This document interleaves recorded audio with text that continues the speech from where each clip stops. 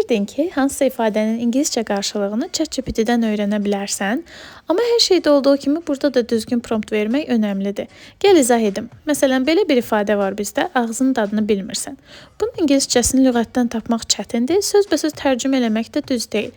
Belə olan halda gedirik ChatGPT-yə. Orada əgər biz promptu belə yazsaq, sadəcə ingiliscə bunu de, o zaman baxın, çox ümumi cümlələr gəlir. İnanmıram ki, native speakerlər bunları istifadə eləyir. Mənə lazımdır ki, bax o situasiyada, hansı ki, mən nəyisə bəyənirəm, amma sən bəyənmirsən və mən bu ifadəni işlədirəm. Mənə həmin situasiyada onlar nə deyirlər, bu lazımdır. Və promptu belə yazıram. Bir ingilis ya da Amerikalı ağzının dadını bilmirsən ifadəsini necə deyərdi?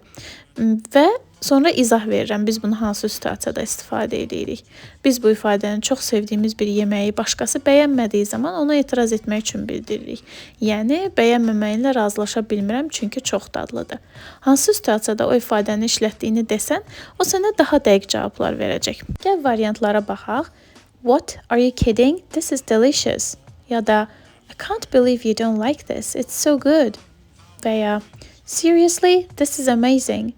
Ya da you have no taste və ya your taste buds are broken.